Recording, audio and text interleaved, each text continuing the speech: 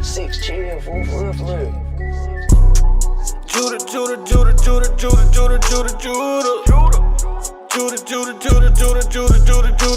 The scepter will never leave Judah. The scepter will never leave Judah. The scepter will never leave Judah. I'm Judah. Christ sprang out of Judah. King David was Judah. King Asa was Judah. Don't crowd me up, who gon' rouse me up? Alistair Crowley, your time is up. It's a big mess, I gotta clean it up.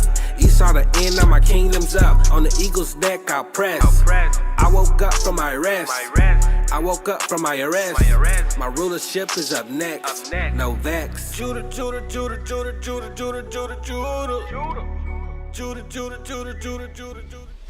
Shalom, Israel.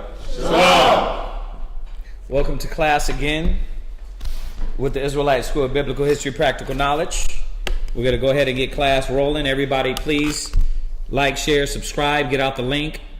All those brothers that you've been at street speaking, get out the link.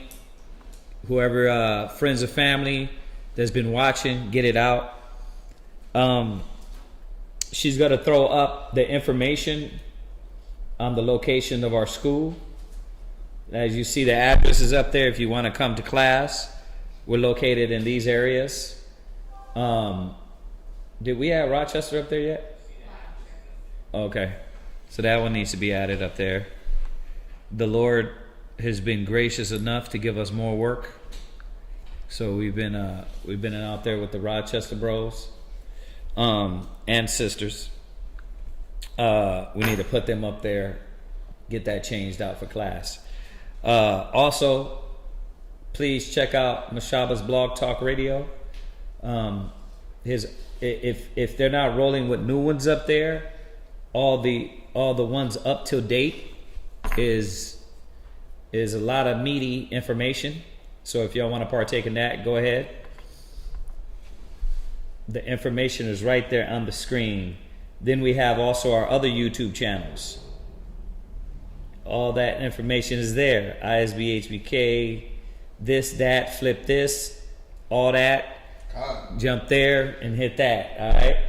Next up, we got what? We got the garments.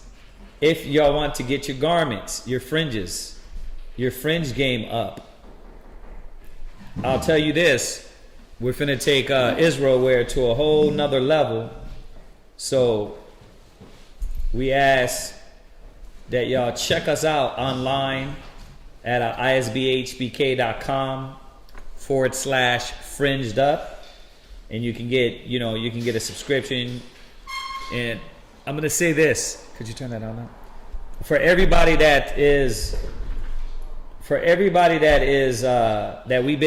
we fell back because of the Passover. Please be patient. All right, we're not gonna forget about you. The sisters, I've been on them. They've been busy. You know what I mean? They're trying to hit me up for a new sewing machine. It's like, we need a new sewing machine. I'm like, they're like, no, but this is it. This is the one. You know, so they've been handling the work, and they do some quality work. All right, so look out for that, man.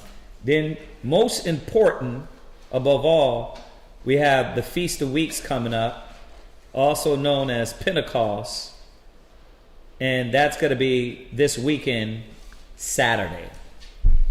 All right, we are going to have Sabbath morning class, and then later on that night, we're going to be dealing with the feast.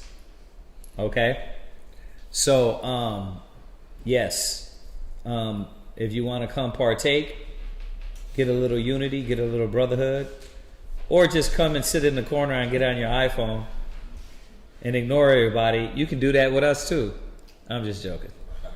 Ahrayah laugh. I'm just joking, but no, seriously, if you want to come get a little unity, brotherhood, follow the commandments, and you don't got nobody to do it with, you're welcome here. We're going to be doing it on the Saturday night, about 7 or 8 o'clock at night. All right, and then you weren't going to do nothing anyway. What, you was going to go to the club? Nah. Huh? Nah. You was going to go to the club Saturday night? Well, put the club off and come come feast with brothers and sisters. Right. All right, what else we got on there? Hebrew Academy. Hebrew Academy. If y'all want to get submerged into the priesthood and understand what it is to be a priest a little more in depth, come do that. We have set classes, set days, set commitment to come do that. All right. So Hebrew Academy, and we've been going over some of the things that we require being a bishop out of the Bible, and we're going to be touching on that tonight also. All right, going into that a little bit more. If you want to get a hold of us, our number's up there on the screen.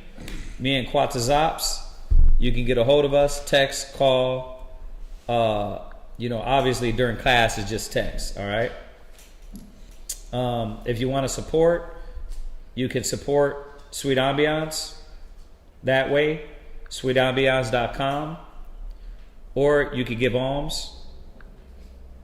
The information's up there. And I do want to say this to everybody that has been giving alms. Once again, we appreciate y'all for everything y'all do.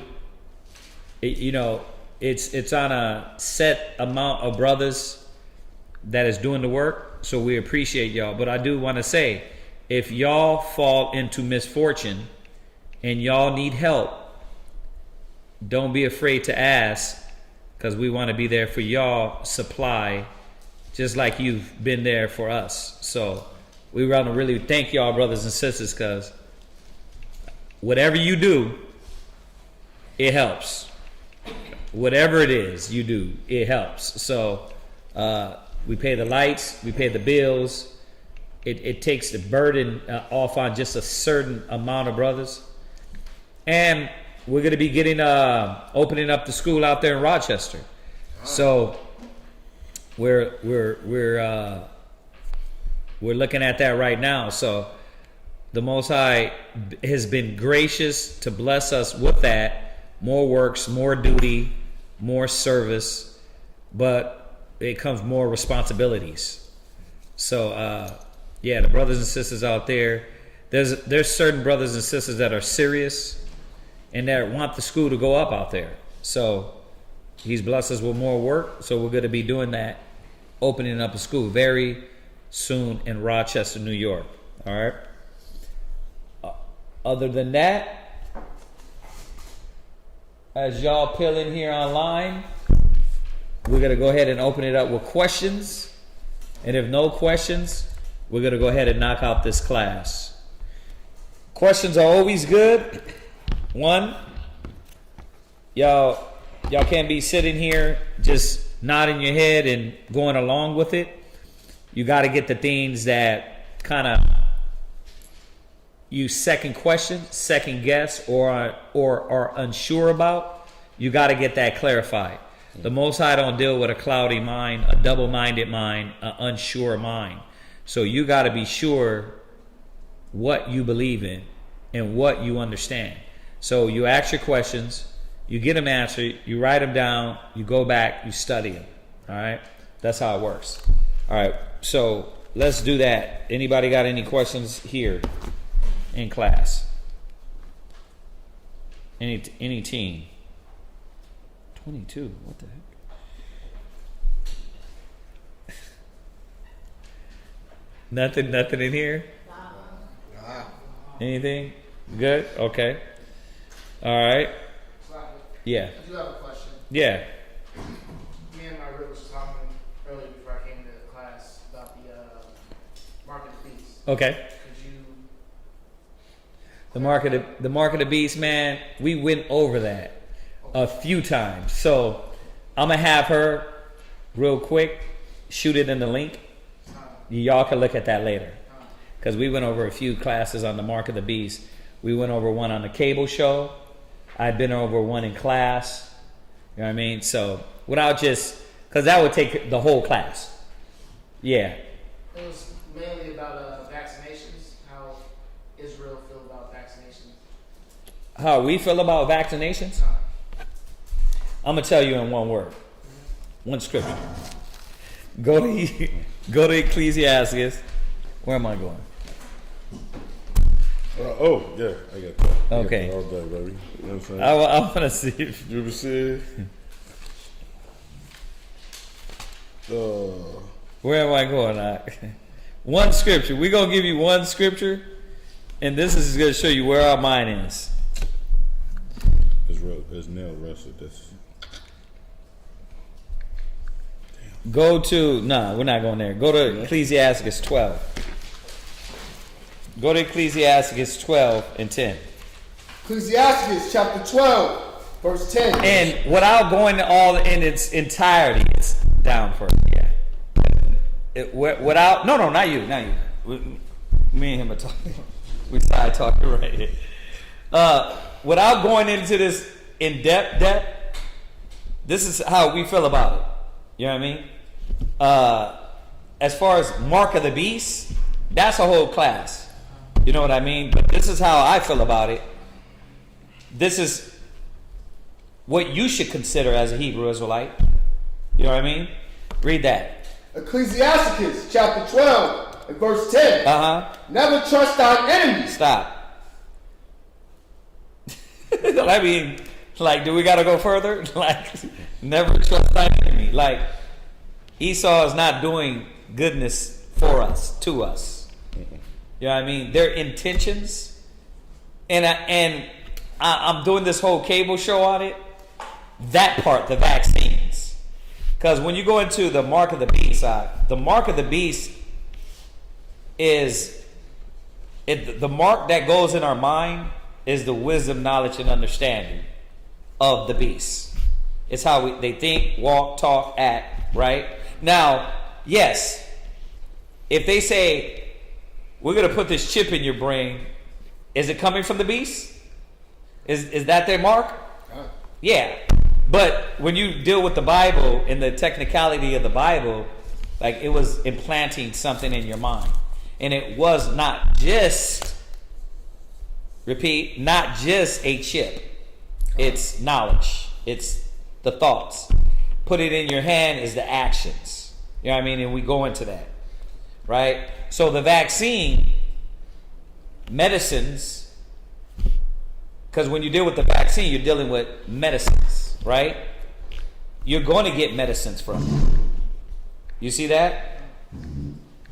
If you get shot, you're going to the doctor, right? They can shoot you up at any time with anything. You see that? So the beast is going to be the beast. Me? You're asking the person that never got his kids vaccinated, ever. So we were never into that. Why? Read it again. Never trust thine enemy. Read. For like as iron rusteth, Go ahead. so is his wickedness. See? What is their intentions? And what are they doing it for? Right? You got people, magnets. You see the magnet thing? Like, how is that possible? Right? What is really going on with that, right? The high priest called me the other day, said, oh yeah, I talked to this brother and he had to get it for his job. You know, he was like, Khan, but at what cost? At what cost are you going to trust your enemy? You see that? Right. You know, he told him, Khan, I see you got to get it for your job, but at what cost? So the thing is this, that does the brother, by being vaccinated, and I think this is what we're talking about, right? That brother that got the vaccine, by being vaccinated, does that mean he has the mark of the beast? Does that mean that now, all of a sudden, his brain is going to switch over to trusting the beast, acting like the beast, being the beast, walking one with the beast. You see, that's to be said. If he moves like that, then we'll know, right? Right. As for me and my house, we shall serve the Lord. Like, I don't need none of that. You know what I mean? My rib had COVID. She had COVID. She fought through it. She had COVID pregnant. So she couldn't take no medicines. It got her a little bit harder. She had to do all the natural remedies to get past that. She's made it. You know what I mean? Everybody else, I think, majority of the camp in Houston probably already got it. Yeah. Y'all had it. Like, because COVID's the flu. It's like any flu, like any cold, you are going to be taken out if the Most High wants you to be taken out. You see that? But does that mean that brother that got the vaccine for his job?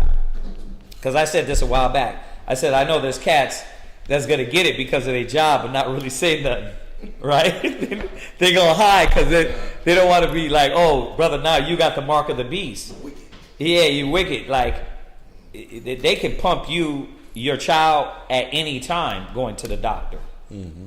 So, is it this one time that this is it? This is the actual chip? Could be. I ain't gonna find out. I don't care. I'm not gonna find out about it. I'm not gonna go get it. You see that? My kids ain't gonna get it. My child, when it's born, you know, what's the one shot they have to give them? Vitamin C. Yeah.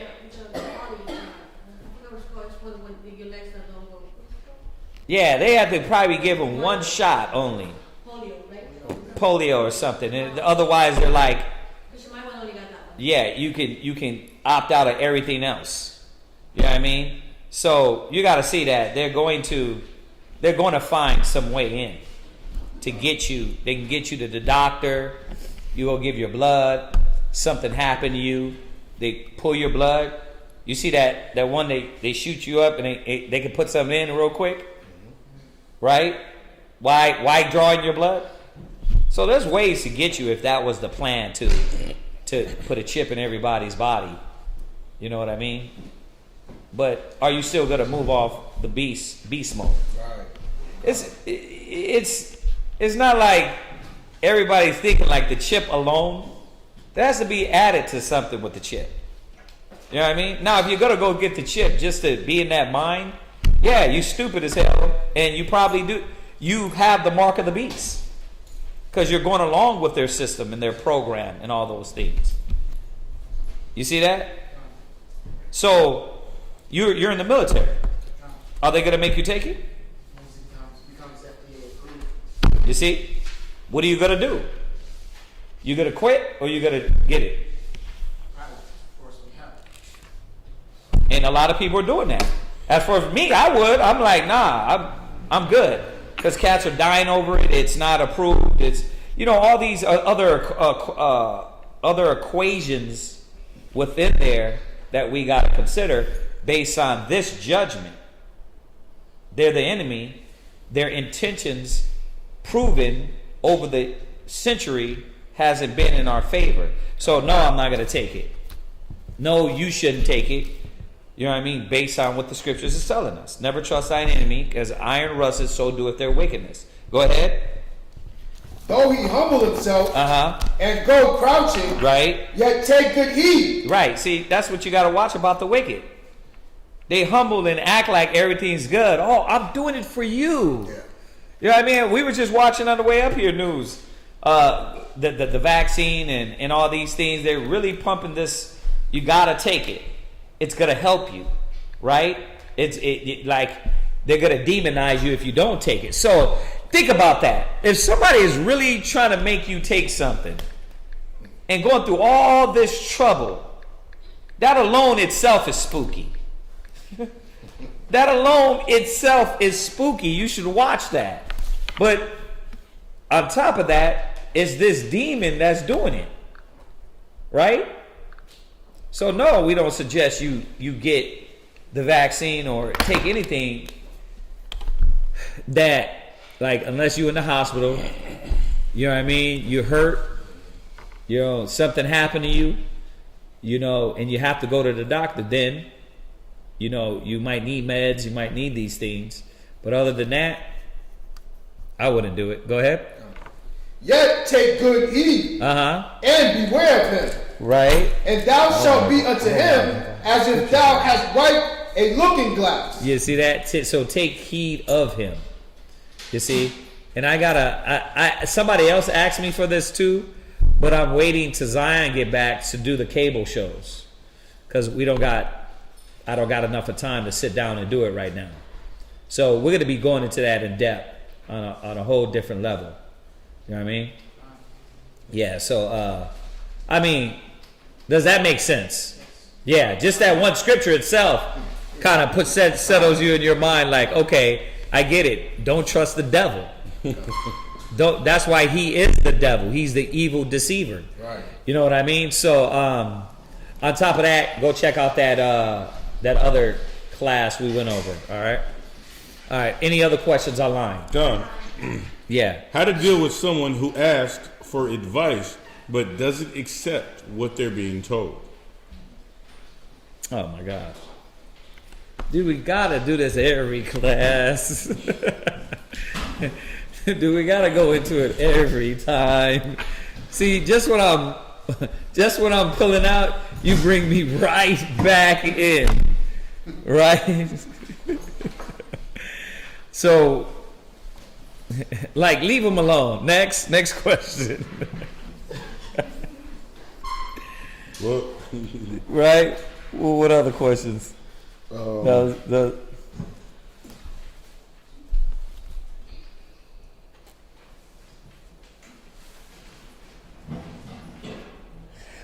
Let's answer the question. Go to and I'm not going to take the whole class for this because I can. There's a lot of scriptures on this. But the thing is this, man. You got to realize who you're dealing with, right? So I got a few scriptures popping in my head. Let's go to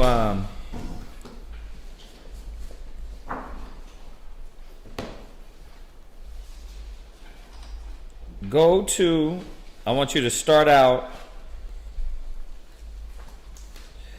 10 and 27.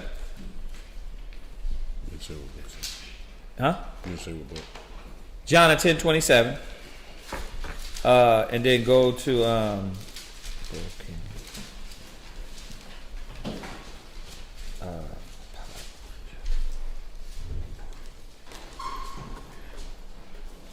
where is it? It's go ahead and read that one first. It says John chapter 10, verse 27. My sheep hear my voice, and I know them, and they follow me. Right. So you got to see that if you're giving somebody advice, first of all, your advice got to be from the wisdom of the Most High. Your advice got to be from the gospel. You got to come from the scriptures. Let's get that clear. All right.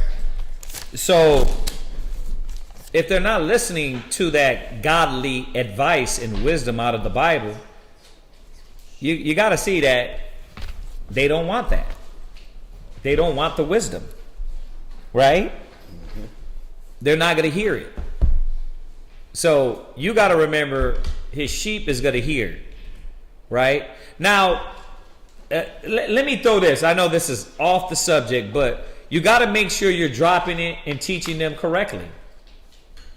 I got to put that in there, because a lot of times the delivery has an effect too, right? On how you're delivering it. Some teachers, some new brothers and sisters, the way they deliver it is not clear, right? In the wrong way. So a lot of brothers and sisters don't get to that. They're not hearing that, right? So be clear when you drop some. And I'm saying that because this is a young teenager, right? So you got to be clear with that, all right? That being said, if they're about Christ, they're going to hear the wisdom. Now, are you skilled enough to go in the Bible and show them the wisdom? Right?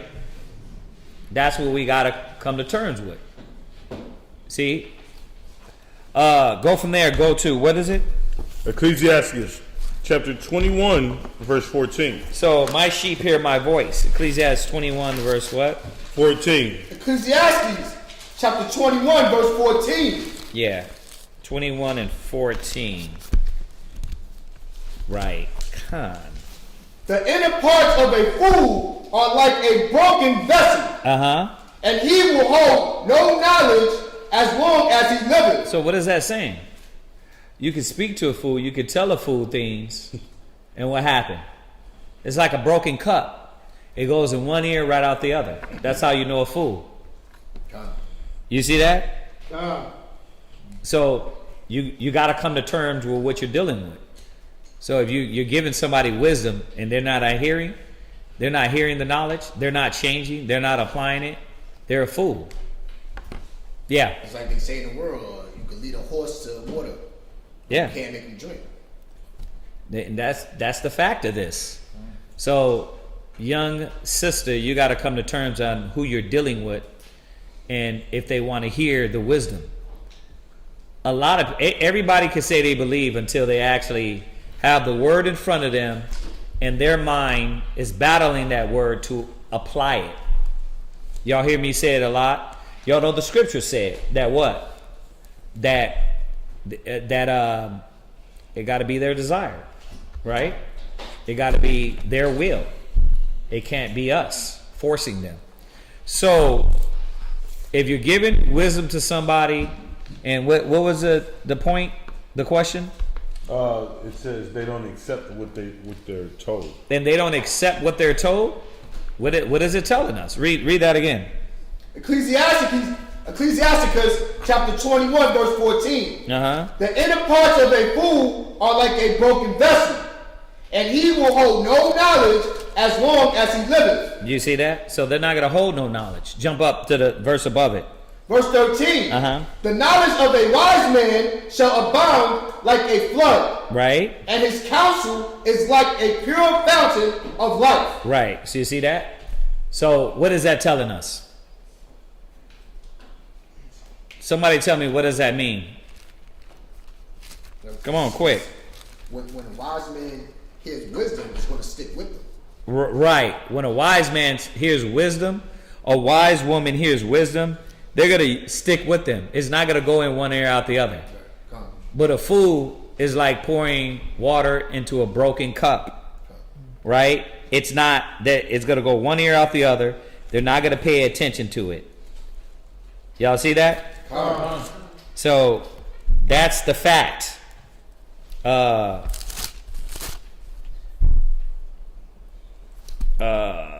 me see here for two. Go to Ecclesiasticus 15.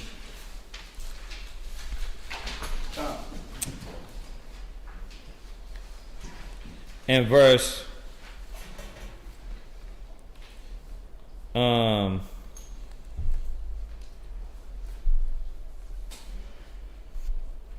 start at verse 7. Ecclesiastes 15 and verse 7. Go ahead. But foolish men shall not attain unto her. Talking about wisdom. A foolish person won't attain to wisdom. Why? Many reasons, but it's going to tell us. Go ahead. And sinners shall not see her. Go ahead. For she is far from pride. You see that? So wisdom, because they think they know, so they don't want to hear. It would be like going in one ear out the other. You see that? You got to see this, man. Listen, the word is true. All we do is start looking at it for what it is. When you pour your spirit into people and they don't want to listen, you got to come to terms with it. Okay, the Most High said that person's a fool, being foolish, right? Go ahead. And men that are liars cannot remember her. Right, and men that are liars cannot remember her. Somebody that lies all the time, they can't retain wisdom. They can't maintain that lie. Well, what it's saying is that they're lying so much that this is an error in their spirit. Wisdom will not enter in a malicious spirit. So when it comes down to the application of the wisdom, for some reason, you get people like that. It's like they be studying their butt off, but still can't obtain. That's why we be telling our kids, do what? The Most High don't deal with liars. You see that? Being deceptive, right? Lying, doing underhanded things. Yeah, the spirit ain't going to dwell in you. You got to watch that. So back to the point. Hopefully these few scriptures help you out when dealing with people like that. Like, remember, my sheep hear my voice. Tell them, give them a time. That's another thing too. We got to be aware of that. You got to give a person time. You can't just drop on a person all wisdom and knowledge and understanding and expect them to change like that. Sometimes many things got to happen. What things got to happen with individuals before they start changing and turning over? Gotta hit rock bottom. Right. Talk louder, and then you remember you got to stand up, please. Gotta hit rock bottom. Right, they got to hit rock bottom sometimes, right? Kinda. What else? What? Something very drastic got to happen to a lot of people before they listen. Sometimes, right? What else? What? Or you could be receiving a lot of blessings and figure that you might want to do right because God is blessing you. I mean, some people will come closer, like, I gotta say it. No, my question is, what has to happen with a lot of people before they can see that they have to listen to the Bible? Blessings. What do you mean? Like I say for me, I've been blessed even though I was, out there in the world. So as the Most High was blessing my prayers, it made me come back. Right. So sometimes it ain't ass whooping. Sometimes the Most High is like, okay, I'm going to give you things and see if this is going to spark, right? That mind. Even when you don't deserve it. Even when you don't deserve it. Good one. I like that. Yeah. I get what she's saying, because when we were in the world, we're trying to make money to try to get a house, and we could never ever make ends meet. Right. And then we come here, and we're not really working, but we're doing the work of the Most High, and we're able to afford a house, pay months ahead, and keep going. Just reaffirms the faith. Oh dang, this is the way, not how it was before. Right. So giving you something when you don't deserve it. That's a real good one. Right. So you see all these things that it ain't going to happen when you drop the word on them. You know what I mean? So young sister, you got to understand, one planteth, one water, if the Most High gives an increase. It ain't on your time. It's on the Most High's time. All right. What else we got? Any other questions? Yeah. Does free will really exist? Do they have free will? Go to Deuteronomy 30.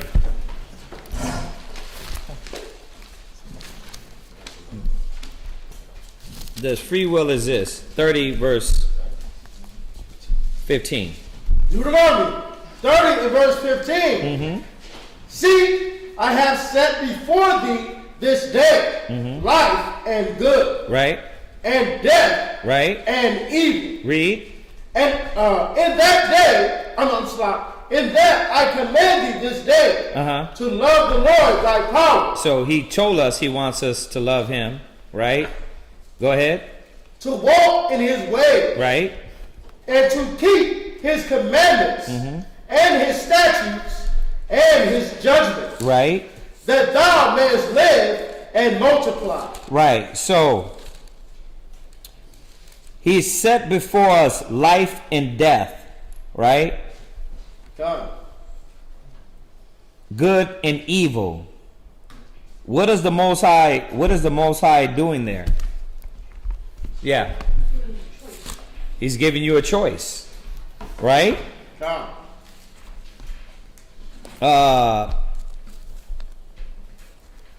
Jump down to verse 19. Verse 19. I call heaven and earth to record this day against you. Right. That I have set before you life and death. Right. Blessing and cursing. Therefore, choose life. Do what? Choose life. So what is he saying? According to that, I'm asking you. You have a choice. If he didn't say, if you didn't have a choice, he would have just told you what to do, and you would have done it, right? Did we do what the Most High commanded? So then there's a choice. If he was going to make us do it, then there wouldn't be no choice. You see that? We would have did it. We wouldn't be here. Now, so it's always been a choice that the Most High has put before us. You was going to say something? 24, 15, right? Yeah. Hey, Con. you know what I'm saying? Go to there. Go to Joshua 24 verse 15 real quick. Read. Joshua chapter 24 and verse 15. Uh-huh. And if it seem evil unto thee, and if it seem evil unto you to serve the Most High, choose you this day whom you will serve. Right. Whether the gods which your fathers served that were on the other side of the flood, or the gods of the Amorites. Right. in which You see that? So what did he do to Israel? He gave Israel a choice. There was always a choice. From the beginning. That's what Deuteronomy was, the law was about. Choosing the right path, and we chose to follow wickedness and the wicked example of the other nations. So yes, we have a choice. I don't know who. I heard somebody came with that through on the internet. I'm like, I don't know where the hell they get that from. Like, we didn't have a choice. If we don't have a choice, if we had a choice, then why the hell are we in this captivity? The Most High wanted us to live, right? So there's a lot, man. There's so many scriptures to go with this. Go to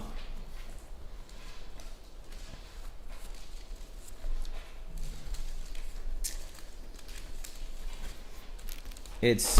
I thought I.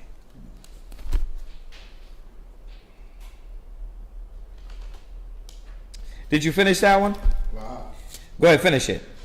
Or the gods of the Amorites, in whose land ye dwell. But as for me and my house, we will serve the Most High. Right.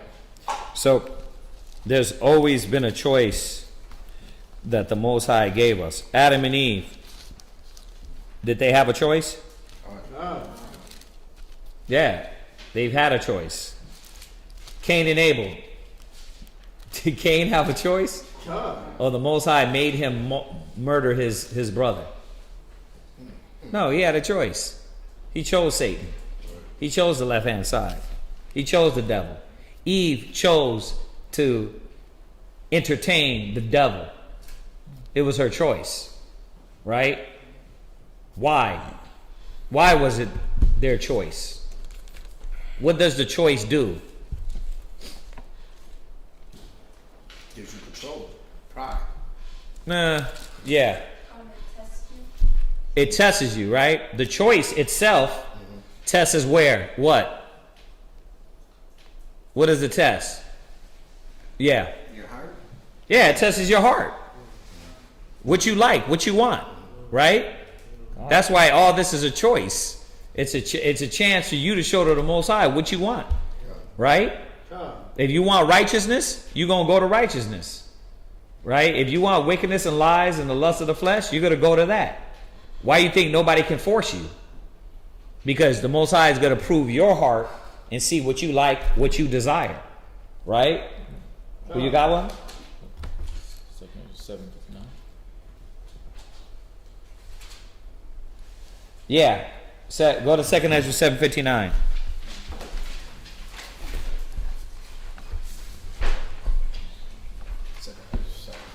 Second Ezra 7 and verse 59. For this is the life whereof Moses spake unto the people, Right. while he lived, Read. saying, choose thee life that thou mayest live. Right. So this is what the Most High said from the beginning, that we were supposed to make the right choice. Choose life. If it was just, nah, you gonna do this, the scriptures say who can resist the will of the Most High? Right? So which one is it? You see? Now, when we go over this topic, I make it a point to say, can the Most High control anything the way he wants? Yeah, we know that, right? Because Satan, what he did, who had to move it that way? The Most High had to move it that way, right? So yeah, the Most High can intervene at any time. The Most High with Esau, right? He said he made one vessel fit to destruction in Romans 9. So what does that mean? That means Esau was set up for that reason. So those are the anomalies, though. But he came to us and said, okay, I want y'all to choose. You want life? You want death? Go ahead and choose.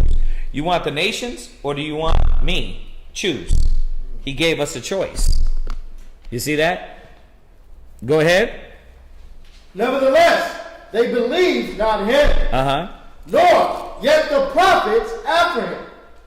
No, nor me, which have spoken unto them. Right. So, right. You get that, right, Ak? Yeah.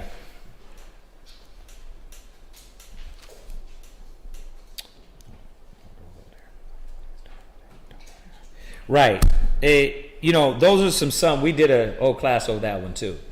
You know what I mean? I'm gonna have her throw that one in the link also.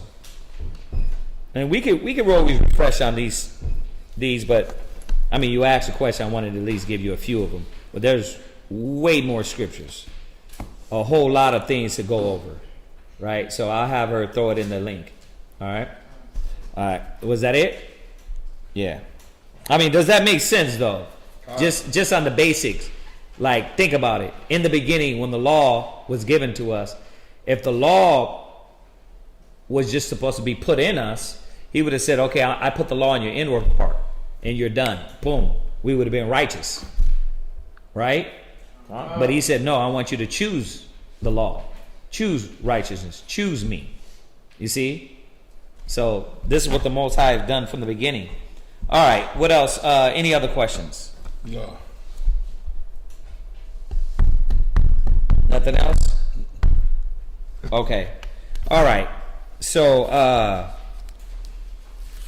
okay. Y'all got anything else in here? Okay. Let's get up into this bishop's class. Cats don't want this class. Not y'all. I know y'all want it. Cats don't want this one. That's why you got to just put the title as questions. They don't want this. This resonating topic of what it is to be a bishop is supposed to. It defines your way in the truth. So now you have to think past that thought when it's settled in your mind that the proper way to do things. So that's why we've been hitting on this Timothy's 3 and going from word for word what the Most High requires for us to be a bishop, right? So go back there. Go to Timothy's 3. Go to Timothy's 3, and we're on something here. Go ahead, read that. 1 Timothy chapter 3 and verse 2. A bishop then must be blameless. Right. So remember, the reason why we're doing this is because there's been a shortage of standard and character in Israel. There's been a shortage of that. There's been a shortage of, I'm coming here for the knowledge and the truth, or I'm coming here to be in a clique, a gang, a crew, a hangout club. You know what I mean? I want to use the Bible for women, right? Those are common, but how many of brothers and sisters are going to come in and say, no, I want to live up to the standard that the Most High has set? So that's why a lot of people don't want to hear this, because they don't want to hear, oh, there's a standard when teaching. They think just because they got the Bible, it's their right to open up their mouth and to say things and not hold to it. That's a big error in the spirit. So there's got to be a constant checking of ourselves, examining of ourselves, sisters and brothers. So as we go over this bishop, we're talking about sisters too, because you're not in title, but also in character, and what you might want to call an elder woman. You got to be living up to these standards as well. So this is not only for the men. Go ahead, read on. The husband of one wife. So we touched on that. Go ahead. Vigilant. We touched on it. Read. Sober. Right. Of good behavior. So of good behavior. So that's what we're on right now. We're on good behavior. And I know this one, you're thinking like, well, good behavior. Yeah, you got to act right. Well, yeah, you definitely got to act right. But when you deal with behavior and how you carry yourself, you have to see how you carry yourself, right? And how you behave is what people are going to see, what people are going to judge. So that's why you got to understand that you're supposed to be an ambassador for Christ. Sisters and brothers, right? You got those fringes on, you're supposed to be this ambassador. So how I carry myself, even you being new, right? It doesn't matter. People are going to automatically see the fringes on. According to you, you just got in a while ago, right? A few months ago. But is a new person going to look at it that way? Look at it now. Oh, you're a Hebrew Israelite. I watched them online. Now, if you're acting a fool, what's going to happen? They're going to equate that with the gospel, with the word. So behaving yourself is the children, how you conduct yourself, the wives, how you conduct yourself.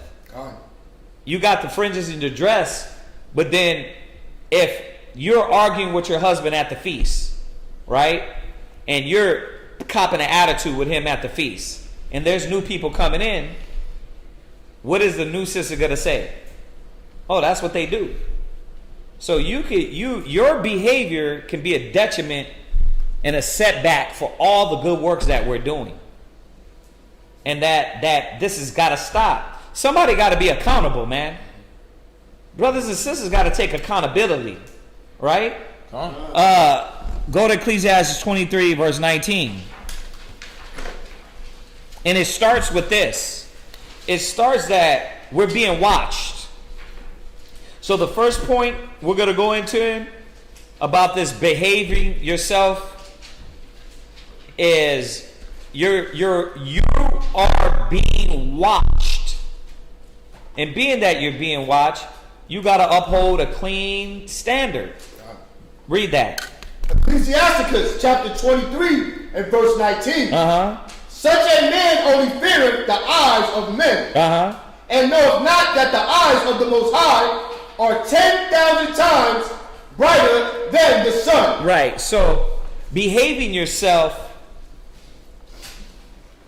in the correct way is first of all supposed to be to the Most High. And how you conducting yourself, how you checking yourself, how you look, how you act, how you're dealing with the people, how you dealing with Israel. Sisters, same thing. The children, the same thing. Y'all got to see there's a standard. You got to live up to the quality and not just run your mouth and act like you are something you're not. And that's what we're not going back to. Like the Most High is watching us. The angels are watching us. That's first and foremost, right? Go from there. Go to Matthew 5, verse 14. Read on in there. I'm sorry. And then somebody else give me the other one. Go ahead. Beholding all the ways of men. Right. So the Most High is beholding your ways. So before a brother or sister is beholding your ways, the Most High knows what you're doing in secret. So behaving yourself and making sure you're living up to the standard should be one self-embodiment and accountability within yourself. That's what makes you an elder. I jumped way ahead, didn't I? That's what makes you an elder. When you can be accountable for yourself without having somebody constantly tell you. You know how when you're young, you got to constantly be reminded, right? What do you got to do with the boys? Clean your room. Didn't I tell you to pick your room up? God. What do you got to do with your daughters? Oh, listen, didn't we tell y'all that make sure this trash is right? Make sure your room. That's a child. A child has to be constantly reminded. A grown-up, they're not being... Somebody going to remind you to pay the bills? No, because you know, if you don't pay the bills, the lights are going to cut off, right? Is it going to be the new Xbox game or for the children? Which one is it going to be? Xbox or dinner for the children?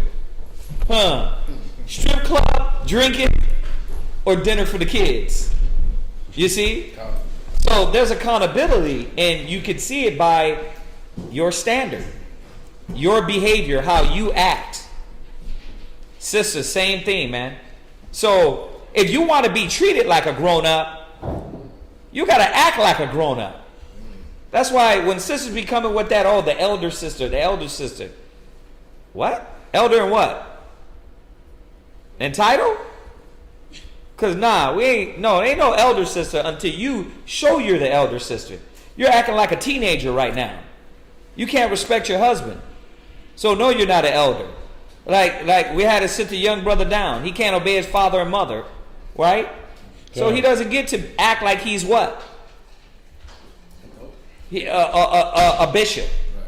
He don't get to act like he's a young priest. Why? Because he's not behaving himself the way the gospel says. So these are the things that if we are grown up, we would already be checking ourselves and coming back and saying, you know what? Yeah.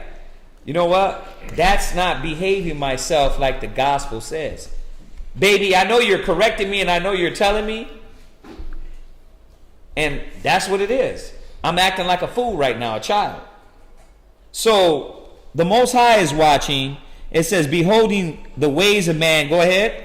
And considering the most secret parts. Yeah, the Most High is looking at you. So how you deal and how you act, so what you're not around nobody. Y'all see that? So what you're not around brothers and sisters. But we know what you're doing. You know what I mean? It comes out, right? Go from there. Go to Thessalonians.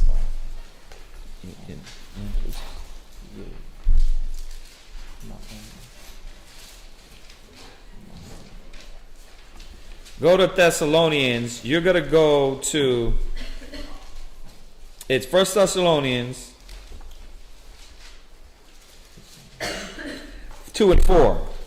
1 Thessalonians chapter 2 and verse 4. Go ahead. But as we were allowed of Yahweh to be put in the trust with the gospel. Go ahead. Even so we speak, not as pleasing men. See?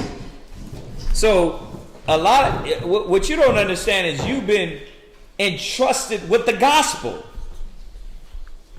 You've been entrusted with the gospel. You see? He said he made you a nation of kings and priests. So this is on you. You have to be accountable for what you're doing. So know that when you put on your fringes, you got to be able to... Is that the door? Oh. You got to be able to live up to the standard. When you say, oh, I want to be a teacher, you got to be able to live up to the standard.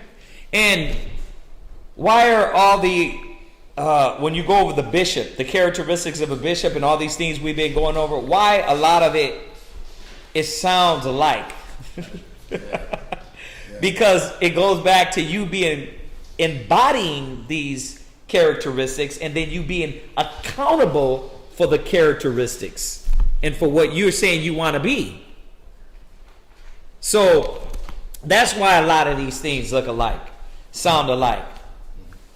But a lot of times you look at the eyes of man and you don't see your behavior.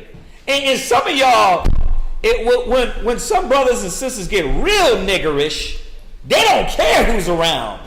They moving their hands, they popping their neck. Brothers are getting real fidgety and disrespectful. You know what I mean? It's like you can tell that they don't care at all. Man, angels, Yahweh Shai, the Most High Himself, He will be standing for me. I'm lit right now. I don't care who's telling me, right? But they're not seeing that their behavior is what people are watching.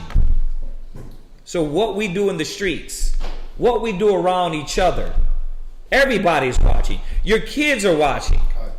Above all, right?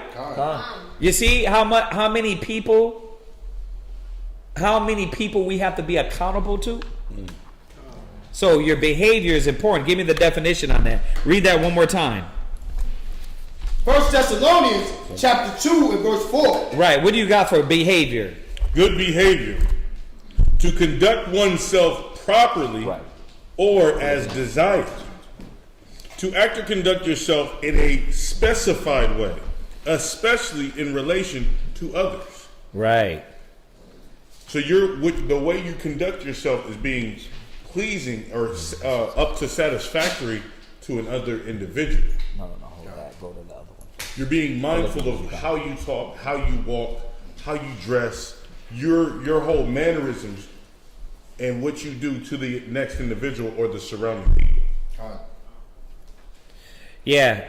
So, right. Remember, the scripture said the Most High's eyes are 10,000 times brighter than the sun. So, the first one we got to be accountable is who? To who is who? The Most High. Who? The Most High. Class? The Most High. There you go. Now they see you all in class, huh? Go ahead.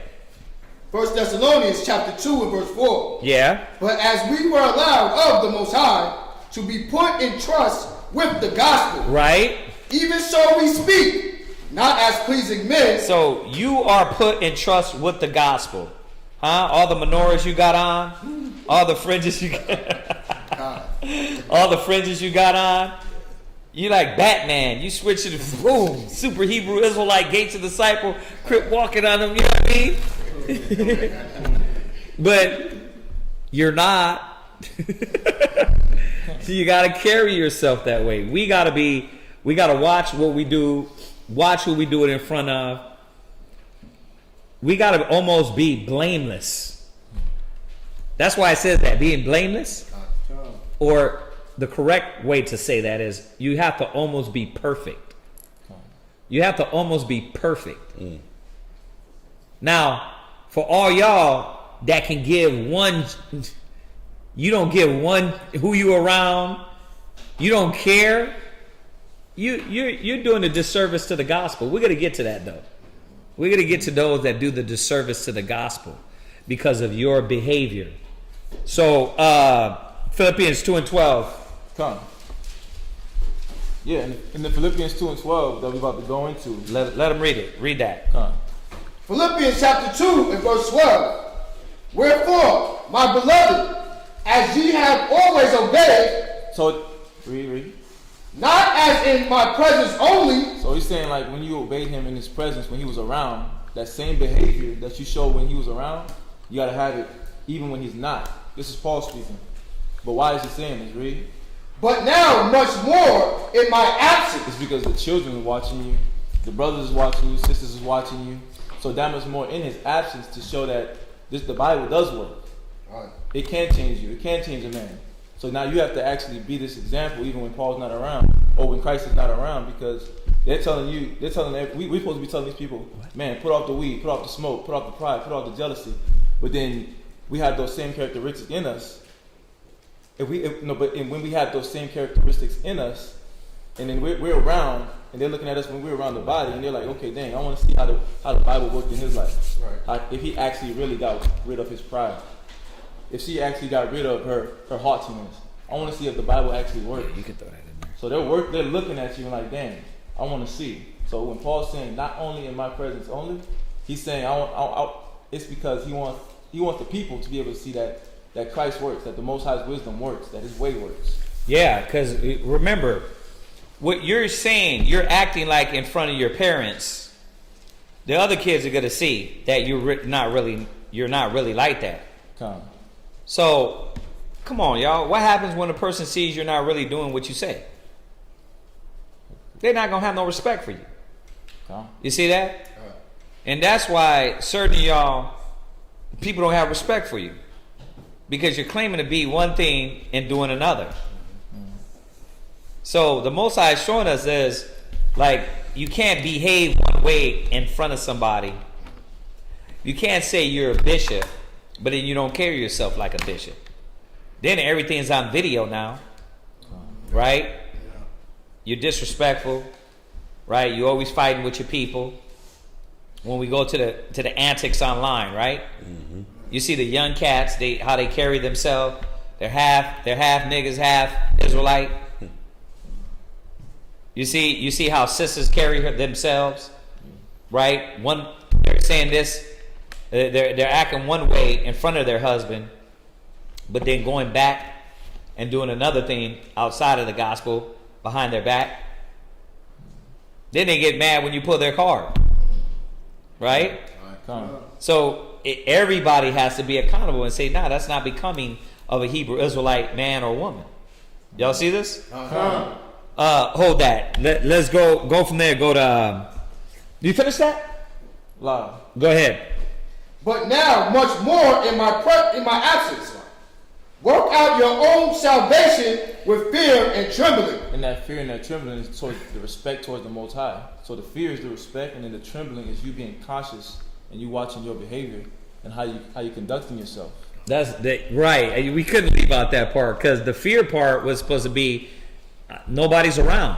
Mm-hmm. Are you still going to conduct yourself in a priestly, wise manner? What's your question, sis? That's like in the world. I remember in elementary school they had like this little sign that said like your character is what you do when no one's watching you. You took it all the way back to elementary, and I'm glad you did that because you know what? It is that elementary to us. It's that elementary that if you applied that little basic thing and stop faking it, because you're being a faker. You're being a faker when you come in and you know, Shalom, Yahweh Shemalatan, Yahweh Shem HaMashiach, Yahweh Shai Barakatham, right? And then you take off your head wrap and it's just wolf, or you like a wolf, you hairy as hell, right? Yeah, you're going in and you're just clawing at your husband. You see that? Oh, the same thing with the brothers. You got Yahweh Shem HaMashiach, Bahashem HaMashiach, Yahweh Shai Barakatha, and then you go home and you would just break down in front of your rib. I don't want to do this anymore. You know what I mean?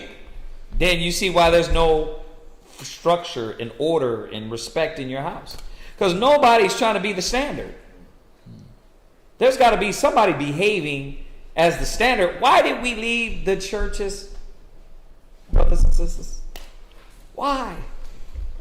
Because it was a lot of bull crap. But you bring the bull crap right to the truth and doing the same thing. But then complaining about it. You're complaining about what you are. You complain about another sister, but you are doing what you're doing. If you become accountable for yourself, then we can start working. But you got too many Indians and not too many chiefs and not enough Indians. That's right. You want to come in and automatically you're a chief. You can't abide by the basic principles and standard, but you are already a chief. Why? Why is that? Who had their hand raised? Yeah. I was going to say for some of the women, they think I'm not a wolf because they say their subtle things in a tone where it sounds nice, but they say negative stuff, feeding the husband negative. Like, I don't know why these sisters are like that. I was just being quiet, just sharing, spending time with them, but they just want to criticize me. Like, they're saying something soft, but they're really feeding negative. Right. Giving into that without being wolfing and going loud. Oh, because the loud thing. Oh, yeah. Because don't misinterpret because you're not loud. Because you got silent serpents. You know what I mean? You got the loud ones, disrespectful. But then you got the quiet ones that are what? Subtle. Whispering and tattlers. And like the scripture says. Those qualities, once again, that we should all be grown enough to say what? It's not becoming. My behavior is not of a Hebrew Israelite. But why do you think it is? Why do you think that's okay? Just jump off the topic real quick. Why do you think it's okay? Why do you think that's becoming it and that's cool for you to do? Why does a person do that? All right, for instance, kids, why do you still lie to your parents when you know that lying is a sin? Why do you still do it? Being deceptive. Why? Sisters? Go ahead. Chris. Because you don't want to get caught. Because you don't want to get caught. But why you do it? You know it's against his commandments. How does it make you feel when you do it and you know it's against the commandments? It makes me feel bad inside, but You still do it. Right. So now you're destroying your goodness inside of you by doing that. Yeah. Who had their hand raised over there? Daniela. Yeah. You're like Sunderman says, you do it because you don't want to get in trouble and Right. you don't want to get caught. And there's punishes, and my Abba always says, you can't choose the consequences. Right. So that's why you lie sometimes. Because you know consequences are going to come, right? But the Most High already gave you the consequence. Because being a liar is already destroying you more than anything that your earthly father can do to you. So lying itself is going to corrupt you. Once again, you know how I am. When we talk about these topics, I don't try to narrow it to one thing. I want to get a vast understanding of what we're talking about. So at this point, we're using lying as your behavior that's wrong. What's that? I think in kids or even grown-ups, you're getting away with it. You're not getting an automatic punishment. So you think... I can get away with it. I keep doing it because Right. it's not that bad and they're never going to catch But somebody sees you. Somebody sees you lying. Like you get accustomed. The scriptures say, accustom not thyself to lying, right? But you get accustomed to it. And once again, we're just using lying to show this bad behavior, right? But you get accustomed to that negative, it starts becoming second nature. Right. So you can't control. Like when you look at certain women and certain brothers that are moving out of order, right? It's like you can't hide it because they always do it all the time. It's in your nature. So when you move disrespectfully, you can see it because it's almost like you're trying to be something you're not. Right? You're faking it so much. The only ones that really can, we see it because we're so used to dealing with it. So it's easy for us to see, just like a person that comes from the gym or a gym trainer or somebody that knows how to shoot guns or whatever, right? You used to dealing with it so much, it's easy for you to pick up. Like you work for cable, you've been doing that for a while. There's certain things you go in the house, you can already say, oh, damn, this cord, you know what? It's probably this because the cord, this is making this signal bad. It's easy. But y'all think you're hiding it. On top of that, the Most High is looking down at you and saying, damn, you know that's wrong. You know it's off. So it's all these things that corrupt you because you're not mature enough to see that, damn, let me just abide in the standard in the right behavior that the Most High wants. Yeah. So it's almost like we have to, because grown-ups, we know when we're doing something wrong, but it's like we have to block that knowledge from coming in so we can continue to do our wickedness. Because if we let it in... That's exactly what you got to do. That's exactly what you got to do. Unless you're... unless you're that immature that there's no scripture that comes in your head that says you're doing wrong. Now, if that happens, I'm taking this moment to show you are very, very immature in the spirit. Your senses have not been yet exercised. So if there's no scripture that pops in your head and you got to do everything after the fact, like, yeah, baby, yeah, you're right. Yeah, damn, I didn't think of that. then that shows your immaturity because you didn't have the ammo to apply it. So let's get back. Where are we at? Somebody else had their hand raised? No? Let's get back. Yeah, Allison did. Allison, yeah. There was comments to your question. What was the comments? Because even I know what I did was wrong, I feel shameful to even tell the truth. True. You know what you do is wrong. You feel shameful for telling the truth. But see, there's an immaturity in that. There's a proper way to really connect in the spirit and come back and say, if I keep adding sin to sin, this is going to tear me up more. Adding sin to sin is more destructive. So that's why the Most High said, amend your ways. Confess your faults. Y'all see that? So I know we're going deep into this behavior, but these conversations need to be had because a lot of times we come in and just say behave yourself right. A lot of y'all don't know what that means. You don't really understand what it means by behave yourself correctly. Right? It's so general that if we just left it there, you wouldn't get really what you need from this topic. So behavior comes back down to what you're doing, how you carry yourself. Like he said earlier, how you walk, talk, dress, and act, people are watching. And most of all, the people among you, right? So Paul came back and said, you can't be that man pleaser. You can't do it pleasing men. You got to please the Most High. Y'all got that? For 1 Corinthians... hold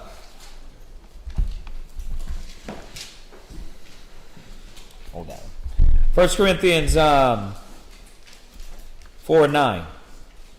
1 Corinthians chapter 4 and verse 9. For I think that the Most High hath set forth us, the apostles, last. Go ahead.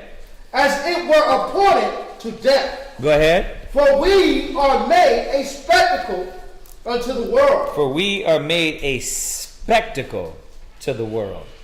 That means you're in those flashing lights. Right? You're in those flashing lights. The whole world is looking at you. The angels, the prophets, everybody. Are you going to be the standout brother or sister? You know? Like me and Chaazaqya was talking yesterday, and he was like, man, he was talking about his kids, how the younger one went downstairs and she wanted some bread or something. And the older one was cooking. And she went back up, she took the bread upstairs, was like, could you open this up? He said, well, they're all down there. Why they didn't open it? Why they didn't open the bread? Behavior, man. The incorrect standard. Because you wanted to be a jerk. That's why you didn't open up the bread. You see, so your behavior is those things that frame your character.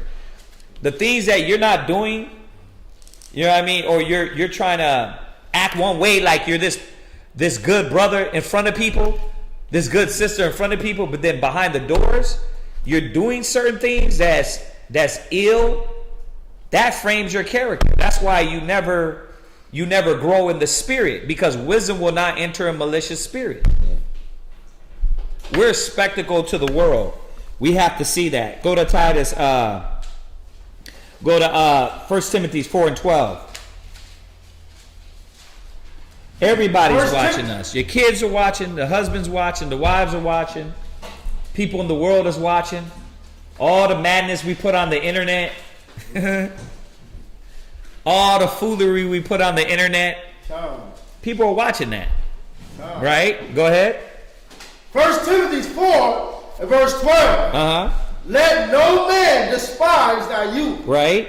But be thou an example of the believers. Right. So the despising comes in when what? What makes a person despise another person? Yeah, but we're not talking about that. We're talking about this. We're talking about this. What context of what he's talking about? Because you're right. You're right. But in the context of what he's saying, he's telling you why they're despising your youth. Because your actions, what you're doing, your behavior. He said, let no man despise your youth. If you're moving in a certain way that's out of the spirit, and that's wrong, and that's ill, people are going to look at you and despise you. Be like, man, nah, there's something wrong with that brother. There's something wrong with that sister. You see that? That's why when it gets into the hospitality, the being hospitable, it shows a lot about your character, right? Why you do things, how you do things, your charity. It shows a lot about you. That moment, the older sister could have opened up the bread. That shows that her brain is not in the right place. Your little sister's there. You're right there. Just because you flipping eggs don't mean you couldn't open up that bread. You see that? But you see the error in the spirit. It be little things like that you look and you can see sisters do, brothers do, and it's like, that's awkward. That's real weird. Why'd you do it like that? Right? But it makes you look bad because your behavior. So when your hospitality is not there, your charity's not there, it shows what type of individual you are. Everybody knows what being classy is, right? Yeah, but everybody know how to be classy. Why? Because you grew up around damn baboons, coons, damn animals. So you don't know how, you don't have class. The way you deal with things, being discreet, right? So this is what it's saying. Read it one more time. Let no man despise thy youth. Well, why would that have to be put on notice? Read. But be thou an example. Because the only way that somebody can despise the youth in you, the youngness, is you're a bad example. You're a bad example. So are you watching what you do? How you act? Everybody's watching. It's on you now. You see that? And guess what? Y'all boys, you girls, teenagers, you're accountable. Remember, slay utterly old and young, maids and little children. Just because you're young, that don't mean you're going to get away with it. You got old demons and you got young demons. So you better be conscious of what you're putting in your spirit, because you're going to be accountable to the Most High. Whatever you do in secret, the Most High sees first. Yes, sis. One thing my husband likes to bring up at home a lot is the scripture where it says, like, just because you didn't know doesn't mean that you're not going to be beat with stripes. You're still going to get it regardless. Right. If you don't, and then for the younger ones, like, we're preparing them, so you're going to be beaten with more. Yeah. Because you do, but you prepare yourself not. You be listening to your husband a lot, I can tell. Because you go back and you repeat what he says. That's good. That's good. But remember, your actions, by you doing this in class, right? And when you step out of character, it's going to be like, wait a minute. But she's listening to her husband. So you see, it's things like that about being accountable. What you got? So the definition for classy, it says classy. Classy can also refer to someone who puts a high standard on the way he behaves. Yeah. The high standard on the way you behave. So you gotta be classy, man. You gotta be a classy individual. And it goes on in here and tells us what? Read on. Be thou an example of the believer. Right, you're supposed to be a believer, right? Then how are you acting? How are you walking? How are you talking? Right? What are you talking about? You see? So you gotta be on top of yourself, man. Go ahead. In word. In what? Word. When you say something, did you do it? You borrowed that from the sister. Did you give her it back when you said? You committed to the sewing thing, but then when you got lazy, you just didn't want to do it. You committed to the brothers working with the brothers, but then when you got in a little bit of battle and it was hard, now you unsure? Okay, so your word ain't worth jack. Like, don't get mad at us. You're the one that was double-minded. You said you was going to do something, and then what? backed out. Now, you created a name for you. Your example's bad. Your behavior. You see that? So, that's when people look down and despise you. You said you was going to be this, but you're not. This is what we're working on. We got to be conscious with. This is what a bishop. You can't be out just because you're a good street speaker. But are you fulfilling these characteristics? You see that? Just because you can speak good on the street, does that mean you are a bishop? Nah. You got to embody these things. Do you keep your word? Do you keep your word? That's why, you know how many people came in and signed that Hebrew Academy pamphlet? And what I do, I look at them like, be careful when you're signing that, because you're committing to something. You know, they don't mind that. They don't mind that. Why? Because they don't look at it as their word. We're not taught to keep our word these days. In what? In word. In conversation. What you talking about? What you're talking about? You see that? In conversation. So what are you talking about? You could be 1 minute standing up in class and adding scriptures in class. Yeah, brother, I have a scripture.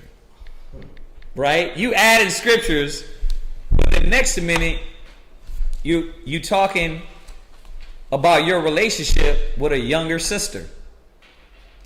You see that? You done. What's up? So what? You gave scriptures, but you went to a younger sister, and now you guys are tattlers. What did you just do then? Your word, your conversation is what?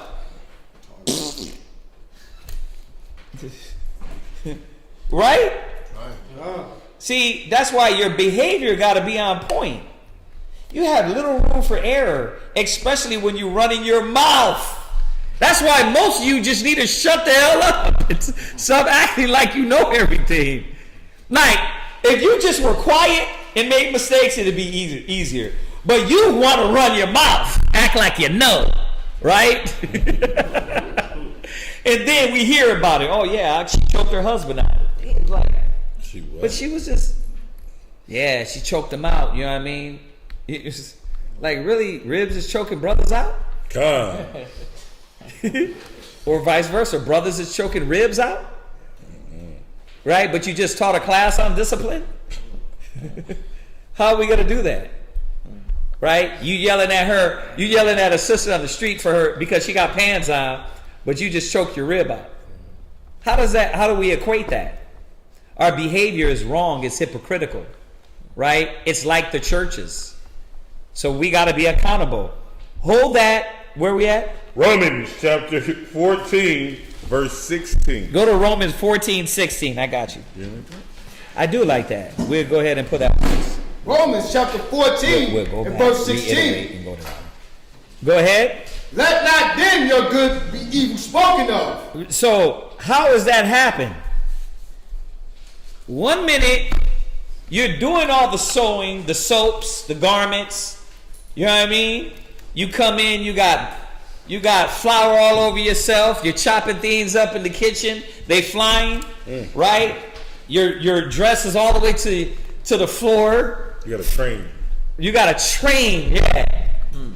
And you're doing all this stuff, and then your husband comes in and is like, you know what? This needs more salt. That's what I'm saying, though. You know what I mean? I'm putting my spirit into this, and you think, see, it's like, you just destroyed all your works. All that was for nothing. Because you don't know how to, your behavior that messed up your good works. You see that? Watch, where you at? Check this out. Ecclesiasticus chapter 21, verse 7. So read that Romans one more time, Chaazaqya. Yeah. Chaazaqya, you got, who had that? You did? 16. Okay, go ahead. Romans chapter 14, verse 16. Let not then your good be evil spoken of. So the good you're doing, what benefit is if one build and the other pull down. So you got to understand that your behavior is going to determine and destroy and build your works and your name. Y'all see this? See, and that's what a lot of people don't want to face up with, bro. It's your name. When you come in, you start your name fresh. Do we know you? No. We're not going to go off old things because that's done. You, according to what we know, you've been a sinner. We all been sinners. You come through the door. You're saying, I'm coming in to learn because I hate that old man. So all that old stuff, I'm not even worried about it. But now you build a new name. If you bring those old things in with you, then what you going to become? You're going to become all the things that you were supposedly coming to change. So this is why you got to understand these things about your example, how you carry yourself, what you're known for. You got to be accountable to yourself, men, women, and children, right? So go back to Corinthians real quick. Timothy's. I'm sorry. Go back to Timothy's 4 and 12. 1 Timothy 4 and 12. Let no man despise thy youth, but be thou an example of the believer. Right. In word, in conversation. Right, in conversation. Now, where you at? Ecclesiasticus, chapter 21 and verse 7. Ecclesiasticus, chapter 21 and verse 7. An eloquent man is known far and near. So this man who knows how to talk a good game, right? You a sister, you a brother, you know how to talk a good game. You're known by what you say, right? You sound like you have all the examples that you could back it up. But, read on. But a man of understanding. But a man who understands, because you're not realizing just because you're talking a good game, you're still being watched. That one person's still watching you like, okay, I see what I hear you, but I'm looking at something else. So a man of understanding does what? Read. Knoweth when he slippeth. How does he know when he slips? Because his words don't match his actions. He talks about it, but he's not acting like it. His examples aren't lining up with what he's talking about. Can I say it again? Why do you dislike the churches? Because they didn't back up what they taught. Right? They were fake. They lied to you. Now what are you doing? You're doing the same thing, coming in with that spirit, that character, that mind state. So you got to watch it. You can't be a hypocrite. Right? Y'all get that? Timothy's 4, finish it. In charity. Now, in charity. So, what does this all talk about? Your character. Right? A person that's charitable and giving. Right? A person that is not... You can watch a person's character. They'll be cool with one person. And then another person, they'll treat himself another way. It shows you about this character, right? It shows you the immaturity. It shows what? That you got an imbalance. You see? So if you're calling yourself a person that is an elder, a teacher, a leader, and you're showing that love for one thing on one person and not the next, you got to ask yourself why. Because you should know as a leader, as an elder, that they're what? Nobody's perfect. So my character shouldn't change from one person to the next. Y'all see that? So this is what the Most High showed us about that charity and love. What you are doing and who you're doing it to. How you're doing it. How you presenting these things. You see? You don't supposed to do it grudgingly. You're supposed to do it with a whole heart. So it's all these things that your behavior shows what you are. You can't fake this though. You can only fake so much. And then what start coming out? Your defects. To show that, you know what, you're not on point. So what you're supposed to be doing is looking through these characteristics and saying, damn, I'm not on point here. Let me get on that before somebody pulls my card. Let me examine myself. Because when I judge myself, I'm judge of no man. And that's the problem why certain of you don't mature. Because you never want to look at yourselves. You don't want correction. You don't want to learn. So your behavior stays the same way you came in. You came in as a member. Guess what? You still in member mode 5 years later. Why? Because nobody can tell you nothing. What's that, I? Con, I'm just listening to everything and it's making me think of integrity. So yeah. I got the definition for integrity. Yeah. It says integrity. Yeah. Quality of being honest and having strong moral principles. Moral uprightness. I mean, honest, when you're honest, that's not just in front of people when people are looking, because how do you get away with stealing? It's when no one's looking, being sneaky. Right. So if you have integrity, it's regardless of who's watching you or who's not watching you. And some of the synonyms were like honor, honesty, nobility, morals, ethics. Right. Go ahead. I'm listening. Yeah, kind of. Yeah, and the thing about a bishop is this: once you get in a leadership position, why am I pointing this out? There's certain of y'all that are trying to take tests and trying to be a bishop, right? There's certain of you sisters that are trying to take a leadership position, right? But when your integrity is marred, and the things you're doing is marred, you're going to mar the truth. So you got to know that it's got to be seen in you that there is nothing that is going to hold you back, right, from doing and standing and showing forth the gospel to show its greatness in your actions. Nothing's going to stop you. That means that if I have to forfeit that because of my pride, then I have to do that.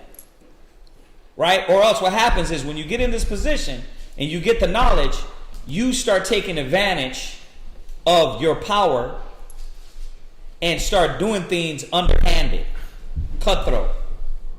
You see that? And that's going to destroy your works anyway.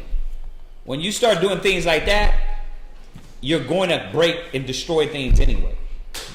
So if you don't work on these things as a bishop, as an elder woman, it's going to fall anyway.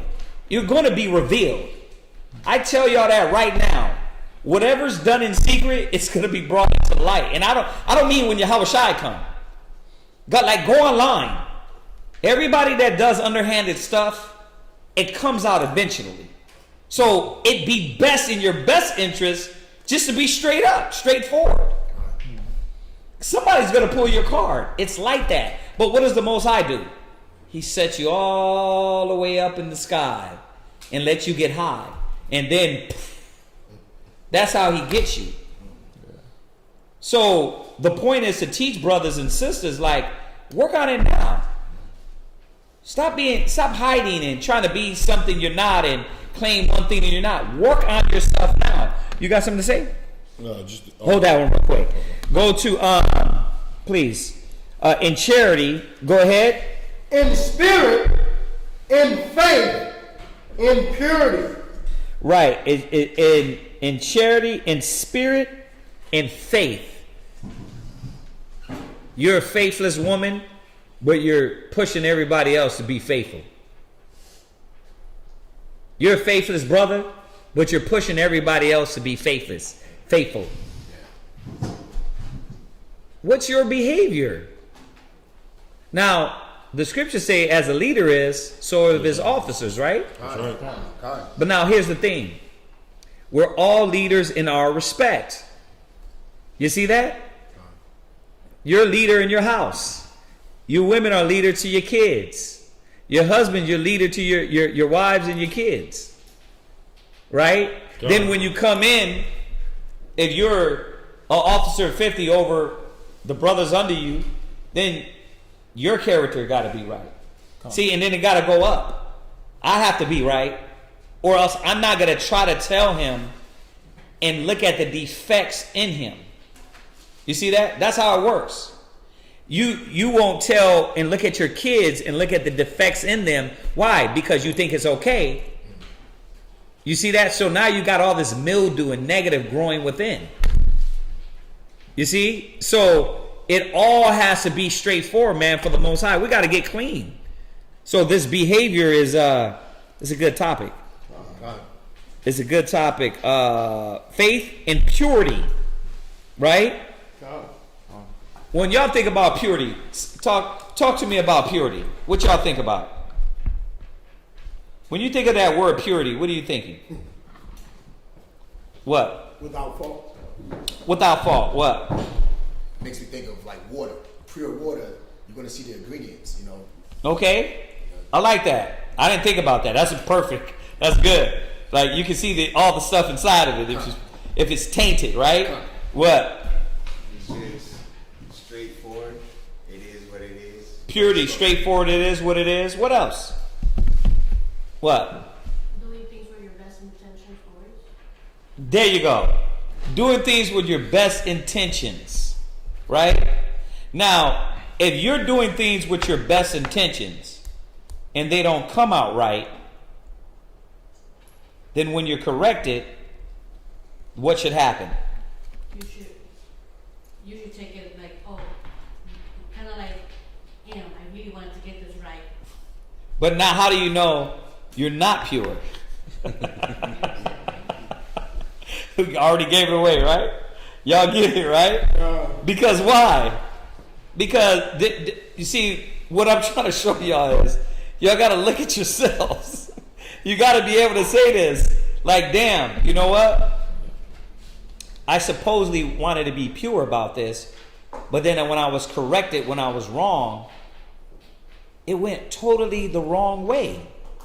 But I thought you were so pure, and you wanted to be so humble and meek about it. What's the problem with somebody telling you you forgot to add this or that?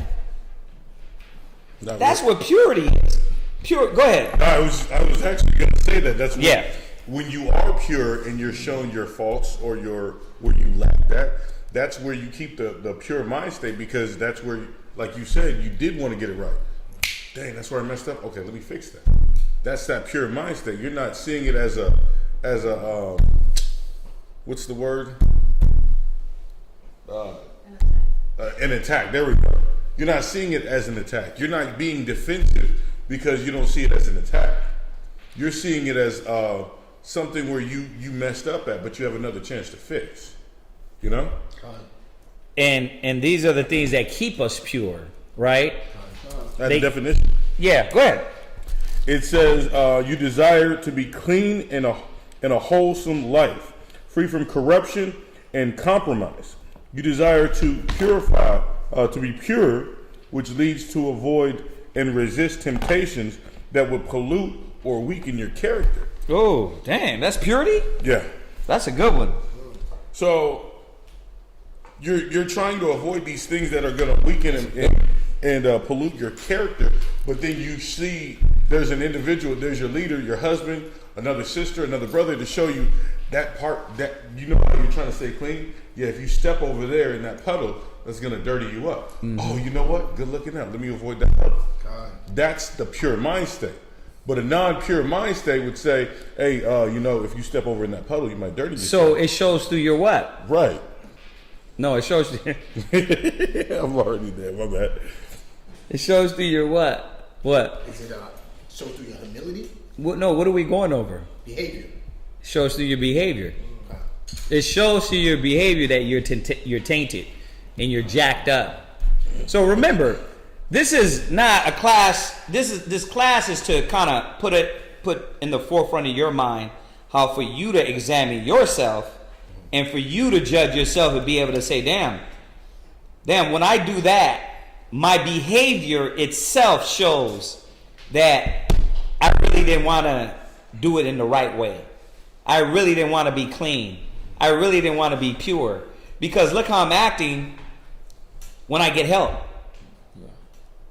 If your behavior is showing what you are. Y'all see this? So watch this. Go to Titus 2 verse 7. And we're probably gonna have to finish this because we barely touched the spirit. Yeah, go ahead.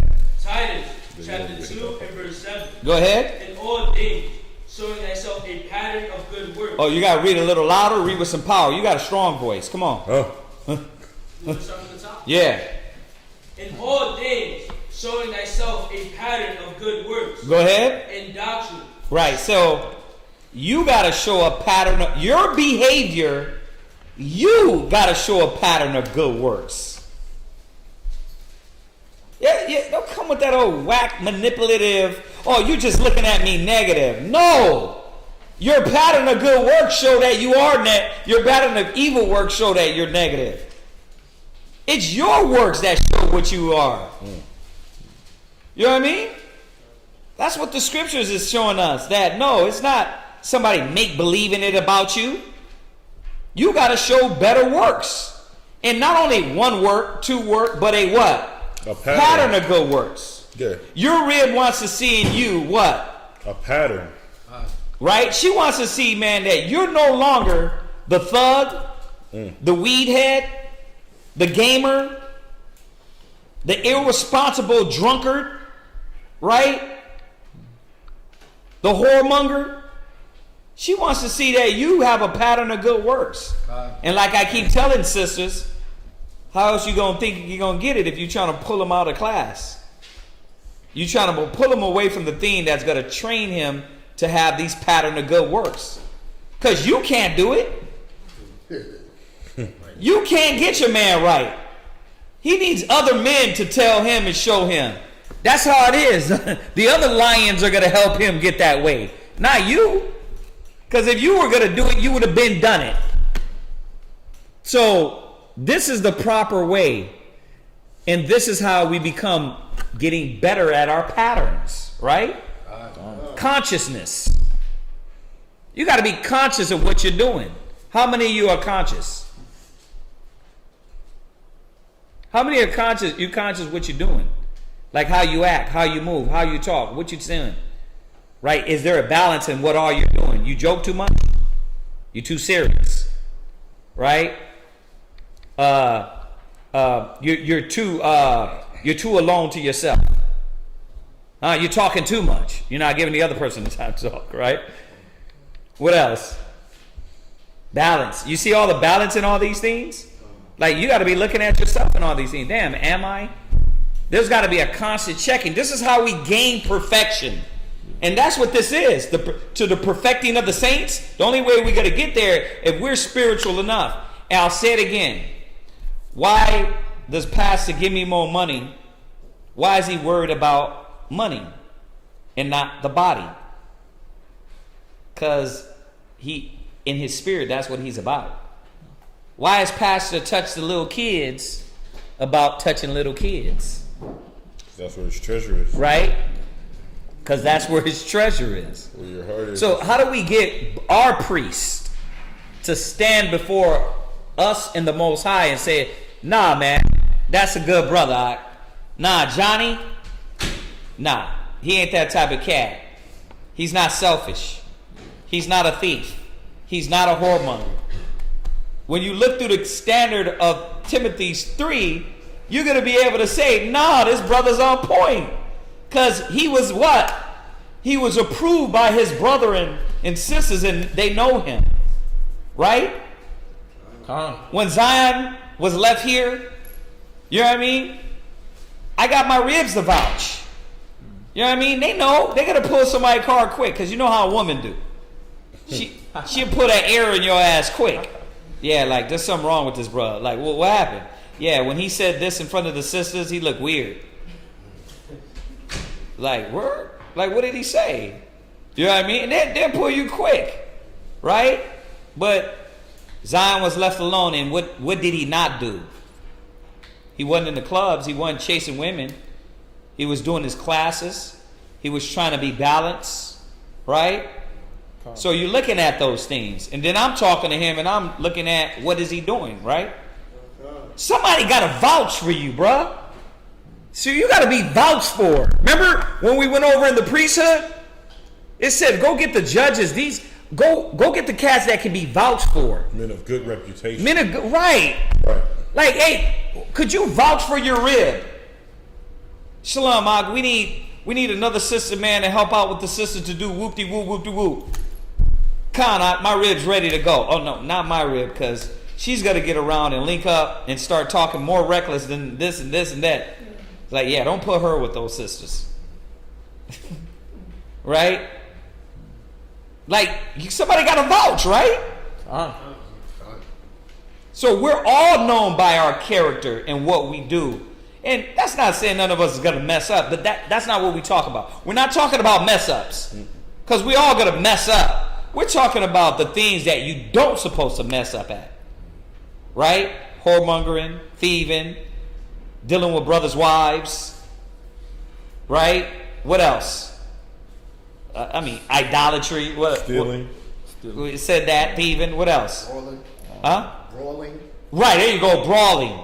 Right? You see that Zion just come out, hey, I leave, and next you know he just want to fight everybody at the street speaking, right? Judo chop everybody. Right? You like, damn, he left the camp to this brother, and then look at him. You see that? You got to ask yourself. Now, here's another thing, and we're going to get there. I'm not going to go there. Read. I'm going to wait for that. Go ahead. Showing uncorruptness. See, y'all listening? Good behavior is you showing uncorruptness. Is there a glitch in you? You know what I mean? Is there a glitch in you? So if you're looking at yourself and you're taking all this gospel in class and saying, damn, you know what? I do that, and I got to watch that. Then there won't be no corrupt thing in you. So this is what we're trying to prevent. You know what I mean? Not to make you feel bad. Not to make you be like, oh, you're garbage. But for you to come back and say, no, I want to be the ones they go to for the work. Right. That's why we're all here, right? But then, why are you not being called on then? Why is some of y'all, when y'all, you know what, I just knocked out my soldier's test, I'm ready to take that officer 50. Because the officer 50 is literally a few things different than the soldier. So that's the first thing that's going to come in your mind. But you're going to be probably told no. Nah, you got to hold on. Because you still haven't learned the things, what it is to be a soldier. Yeah, you took the soldier, but we want you to be motivated. You can't take that officer at 50. Why? Because you don't got the qualities. I'm not trying to be mean, but that's just what it is. You're not holding up to the standard. If there is no standard, what are we doing this for? We're going to fail. We're going to fail. And that's what we don't want to do. Uncorruptness. Go ahead. Gravity. Yeah. Who's down to earth? Who's stable? And that's what I mean by down to earth. Not straightforward in that sense, but like that gravity. Right? Stable. Right? Do we know you're going to be here? Right? Well, put this sister on it. Nah, she still got 1 foot in and out the door. Hey, let's get that brother to do it. He hasn't committed yet. He's not sure what he's going to do. What do you mean? He's here. Yeah, but when I talk to him, he's like, bro, I'm finna move out. I'm finna do this. I got this going on. Right, okay, so we can't have him commit to that job. You see that? Yeah. So who's stable enough to say, nah, this is what they want to do? Because a lot of people don't know yet. Right? They still don't know what they want to commit to. Is it a bad thing?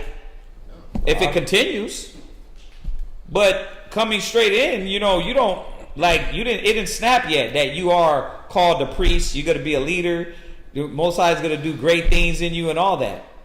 Like I told the brother the other day, I said, bro, you're doing great. Most High is going to use you. But you're slothful, you're lazy. You're not going to move up until you conquer that weakness.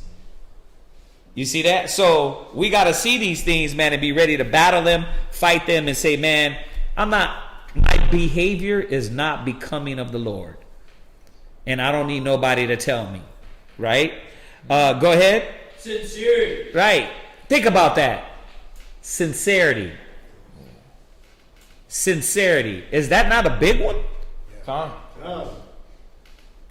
So how do you know if somebody's not sincere? There's tell signs. You don't have to be a spiritual, intellectual, rocket science to know sincerity. Give me some good. How do you know a person is not sincere in anything? What? When they can't accept the correction. Okay, we got that one. Perfect. They can't accept the correction because that's what supposedly they're here for, right? To be renewed, put off the old man, put on the new, cast out the old leaven, be a new lump, that ye be born again, right? They're supposed to be here for that, but they don't want none of that. That's a first tell sign that they are not sincere, right? The biggest one, Shawashana. For sisters, we were talking to one of the sisters there.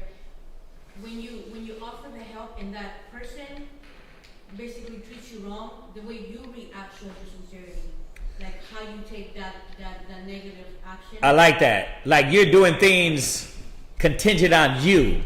And instead of saying, no, I'm doing things in the spirit for the Most High, right? But no, you get people that do things, and when that person treats them wrong or doesn't accept it, they just lose all discipline, all control, all care. I guess I just ain't going to do it again. Yeah? Those are little glitches in them. You see that, wait, I thought you was here for Christ. What happened to whatsoever you do a wholeheartedly unto the Lord, right? And not unto man. That's one we resonate all the way, right, through the scriptures, all the time. Go ahead. When you do things grudgingly, when a person does things grudgingly, like I'm doing it, but then you can tell that person don't want to do it. They're just doing it just because. That's how you know. Yeah, it's like they're doing it, and it's like, I don't want to, but since you asked, I'm doing work of the Lord, I guess so. It's like, nah, like we got to tell brothers, when you partake or whatever you do in the school, you have to want to do it. Yeah. You see that? No.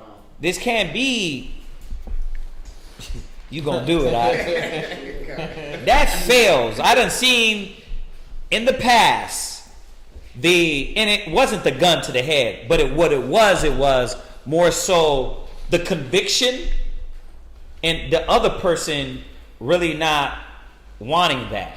What we're talking about here. You see that? It was never a gun to the head. It was just like, listen, you know what? This is what we're doing, and you weren't down with it. You see? And you got to know that from the beginning. You see? When you're a trooper. You can't take the soldier's test, officer's 150 test, and then act like you don't want to do nothing. We're going to look at you like, what? Like, wait a minute. Like, yeah, he doesn't get to call me. They don't get to call me and be like, yeah, I don't want to do that. Nah, bruh. You did 3 tests? All of a sudden you don't want to do it? No, you were supposed to tell me at a trooper you didn't want to do it so I can leave your ass a trooper. Right?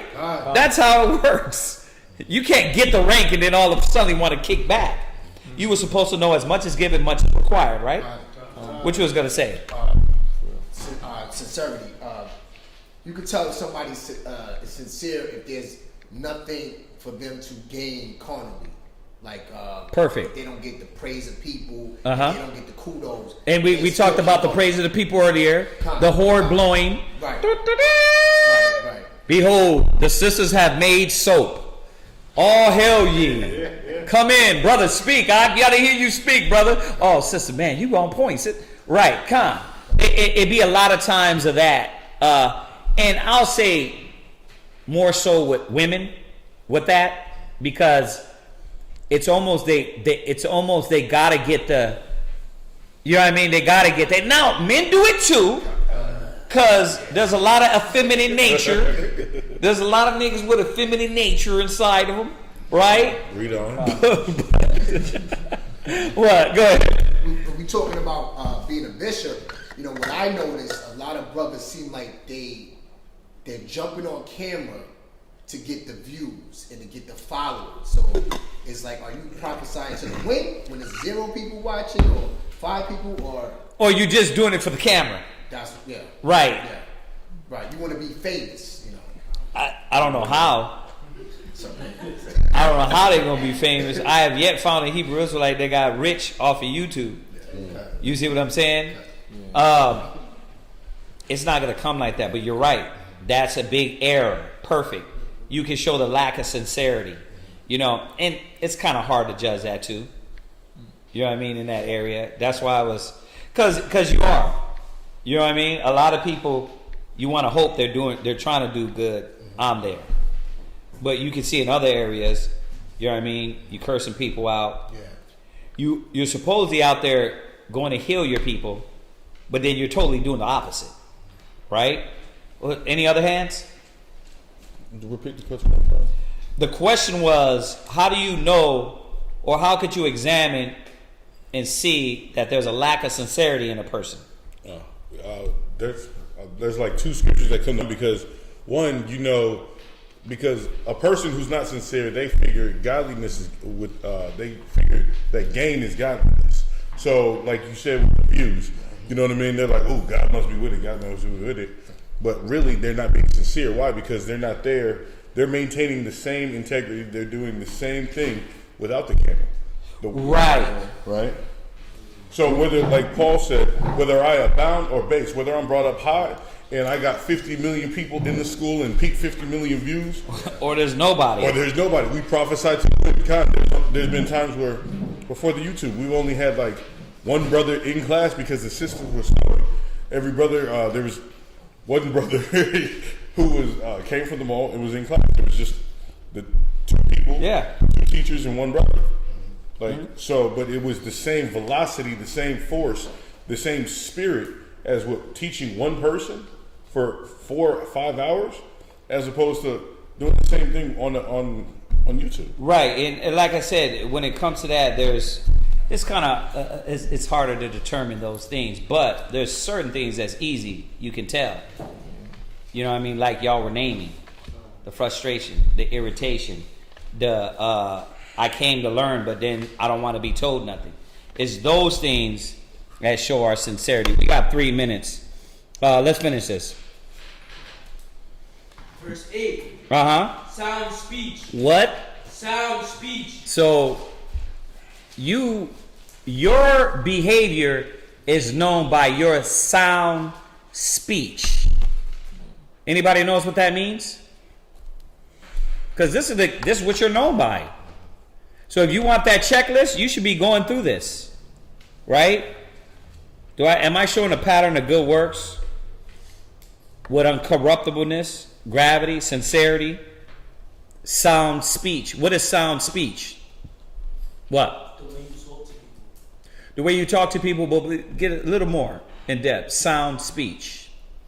Yeah. You're not talking foolishness. Right? You're not talking foolishness. Huh? Speaking with wisdom. You're speaking with wisdom. What else? Anybody? What? People can rely on your words or your advice. I like that. It's sound, right? Now I could trust their judgment. Solid, brother. Yeah. What you got? I'm looking still. Okay, right. I could trust what they're saying. You see that? Because why? I see them applying it. I see them doing it. So these are all the character. This is the character of when it says of a good behavior, we're looking at those things in individuals. We're looking at these characteristics. Right? You got it? Sound speech that is beyond reproach, so that in opponent will have nothing bad to say about us. You see that? I know this person is blameless, right? They're good examples of the doctrine. What? I have this definition. It says founded in truth, firm, strong, and valid. Right, firm, strong, valid, founded in truth, and both are correct. Because that's what the Most High is working on with us. Like, when we're speaking, are we founded? Is it in truth? Because how do you know if it's in truth? It's simple. How do you know if somebody's speaking the truth? I guess it's not simple, right? Well, their actions, right? their actions, what they're doing. If they ain't even following the thing they believe, how is it sound? Right? You can't trust what you're saying. Who's gonna trust you then? Nobody. You see that? So think about all these brothers that be online teaching the gospel. We teach the word, but then we don't know how to get along with our brother and try to work these things out and help each other and be there and be a good example. But we're teaching the word, so you really don't believe in it. So it's like, man, I can't trust what you're saying. You don't even follow it. You're not following what you're saying. That's why they be catching them online. You know what I mean? Chaazaqya was telling me how I think Sinetta was catching. I'm not going to say his name, but was catching his other brother about, don't the Bible say forgive your brother? Yeah. Right? Yeah. And it's like, but it's like you got a heathen, if above all in mentality, telling you what the gospel says. But that shows that it's because you're not sound in what you're saying. Y'all see that? Sound speech. Go ahead. That cannot be condemned. There you go. How can it be condemned? Because you're not keeping up to the standard. Read. That he is of the contrary. Go ahead. Part may be ashamed. Yeah, that the person that's saying that about you, they can say, nah, he said this and he kept to it. Right? Go ahead. Having no evil thing to say of you. You see that? That's going to show your good behavior. So the question is that, are you trying to fortify yourself and say, nah, I'm going to be blameless. I'm going to exhort myself in charity, in love, in brotherhood, right?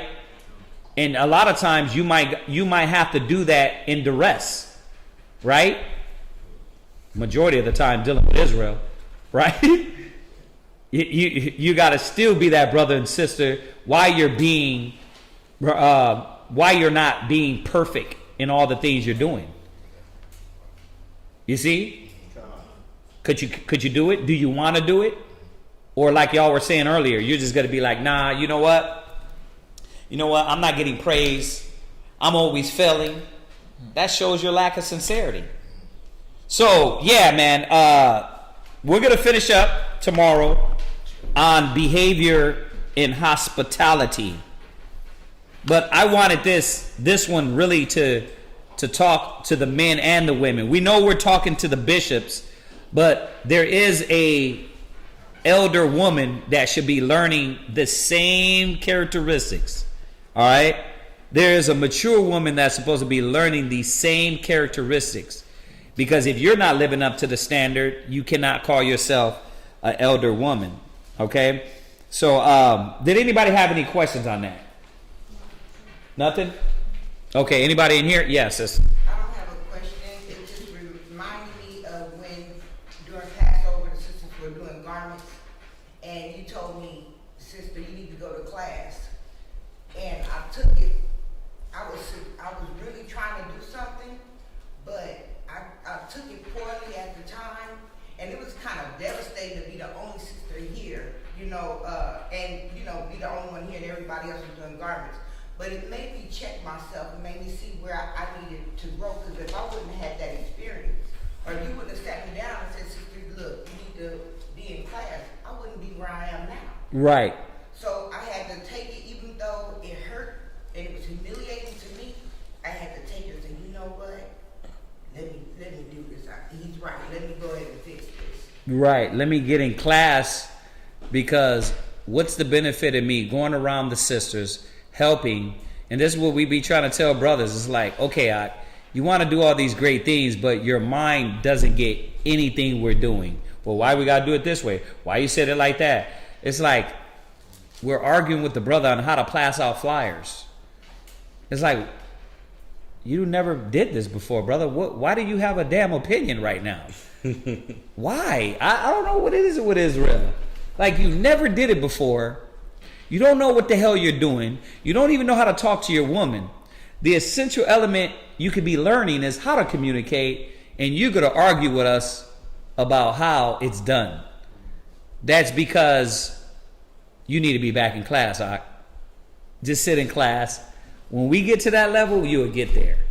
And that's what we're trying to do with a lot of brothers and sisters, is remind them, don't jump in just to jump in. And because yes, you want to put in works, right? But what type of works? You want to come in and now it's your detriment? It's a downfall to you because you don't know how sisters deal, how sisters communicate, how sisters talk? It's like, that's why a lot of sisters just need to be in class for a while. Brothers need to be in class for a while so they can understand these concepts. So when they do come around and it's AI, this is how we do this. Why?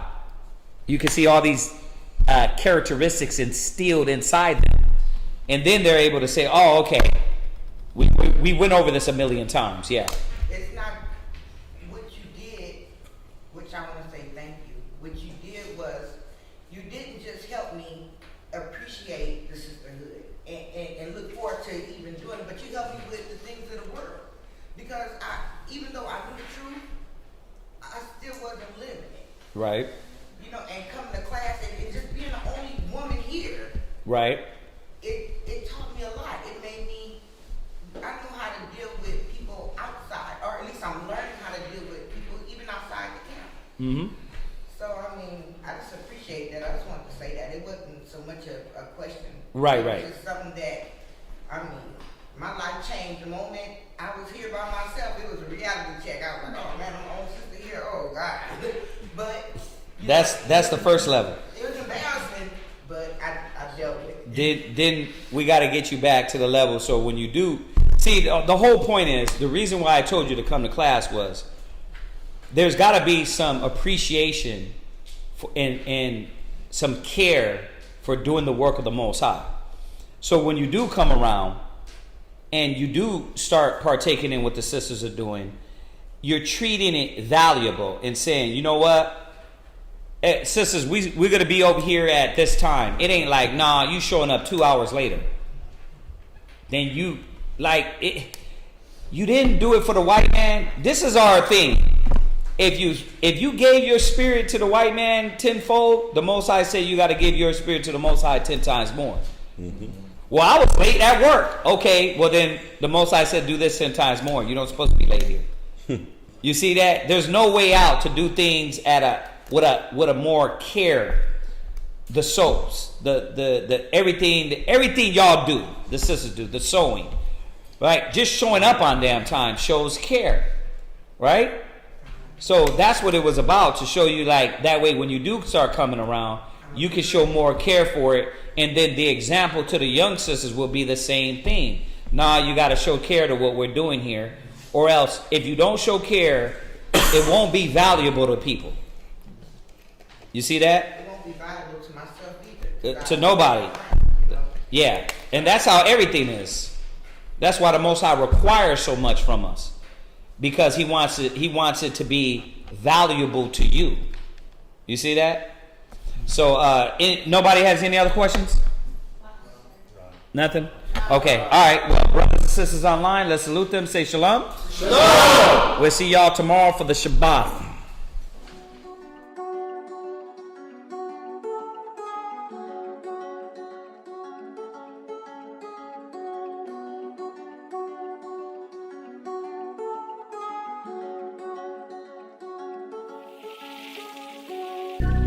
Six chill, four for real. Judah, Judah, Judah, Judah, Judah, Judah, Judah, Judah. Judah, Judah, Judah, Judah, Judah, Judah, Judah, Judah. The scepter will never leave Judah. The scepter will never leave Judah. The scepter will never leave Judah. I'm Judah. Christ sprang out of Judah. King David was Judah. King Asa was Judah. Don't crowd me up, who gon' rouse me up? Alistair Crowley, your time is up. It's a big mess, I gotta clean it up. Esau, the end of my kingdom's up. On the eagle's neck, I'll press. I woke up from my rest. I woke up from my arrest. My rulership is up next. No vex. Judah, Judah, Judah, Judah, Judah, Judah, Judah, Judah. Judah, Judah, Judah, Judah, Judah, Judah, Judah, Judah. The scepter will never leave Judah.